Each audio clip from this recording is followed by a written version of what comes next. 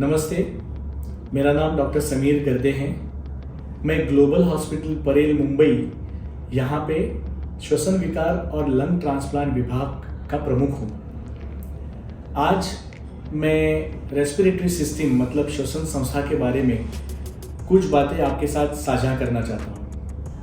Upper and lower respiratory system infections मतलब ऊपरी श्वसन संस्था और एक्चुअल फेफड़े जिसको हम लोअर रेस्पिरेटरी सिस्टम कहते हैं, वहाँ के इन्फेक्शंस ये एक कॉमन प्रॉब्लम अपने देश में है। स्पेशली मुंबई जैसे शहर में जहाँ पे प्रदूषण की पातळी, प्रदूषण का जो आंकड़ा है जो ऊपर नीचे होते रहता है, जिसके वजह से अपने श्वसन संस्था पे सीधा असर होता है।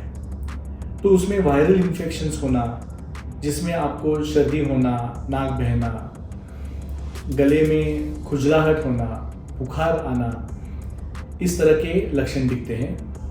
अगर 3 दिन से ऊपर ये लक्षण सिम्टोमेटिक इलाजों से नहीं जा रहे हैं तो आपको किसी चेस्ट फिजिशियन को मतलब श्वसन विकार तज्ञ को दिखाने की ज़रूरत है।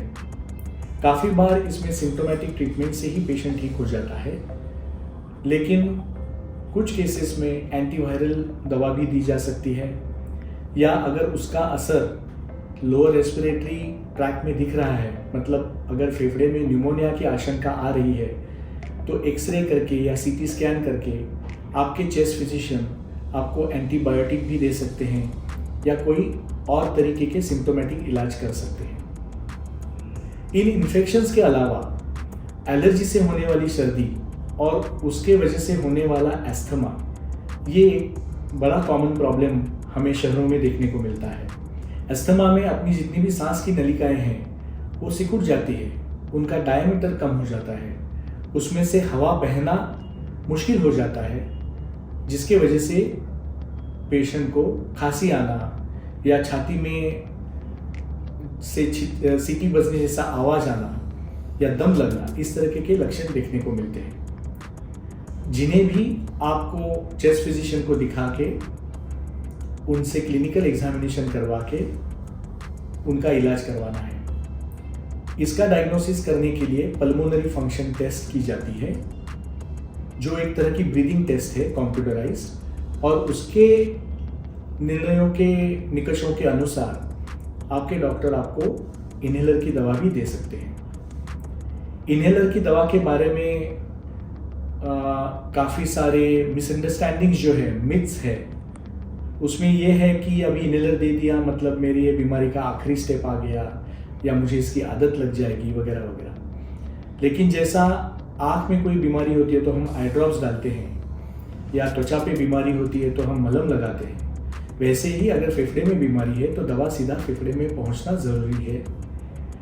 इनहेलर्स सिर्फ फेफड़े में काम करते हैं, उनका शरीर में कहीं भी और इफेक्ट या साइड इफेक्ट नहीं होता है। लेकिन कौन सा इनहेलर कितने डोज में लेना है वो आपके चेस्ट फिजिशियन ही आपको गाइड करेंगे।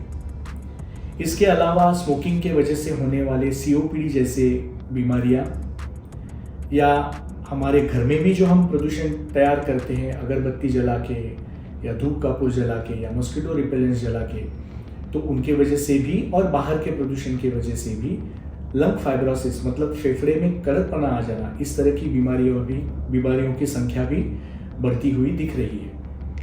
लंग कैंसर की भी संख्या हमें बढ़ती हुई दिख रही है। लेकिन आजकल जो भी टेक्नोलॉजी हमारे पास अवेलेबल है, लेटेस्ट टेक्नोलॉजी आज भारत के हर शहर में,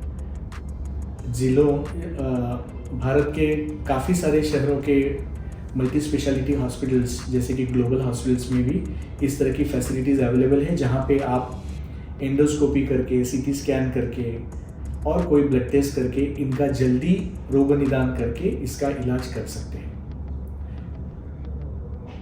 किसी भी श्वसन संस्था के बीमारी से बचने के लिए अपनी लाइफस्टाइल अच्छी होना बहुत ज़रूरी है, जिसमें आधे से पौना घंटा कोई ना कोई एक्सरसाइज जैसे योगा हो, सूर्य नमस्कार हो, स्विमिंग हो, जिम में जाना हो, ये करना ज़रूरी है। उसके अलावा फ्रूट्स खाने ज़रूरी है, वेजिटेबल्स खाने ज़रूरी है। एक स्क्वायर मील जिसको हम बोलते हैं, वो लेना ज़रूरी है ताकि हमारी रोग प्रतिकार की ताकत और श्वसन संस्था अच्छी सेहत बनाए रखे। धन्यवाद।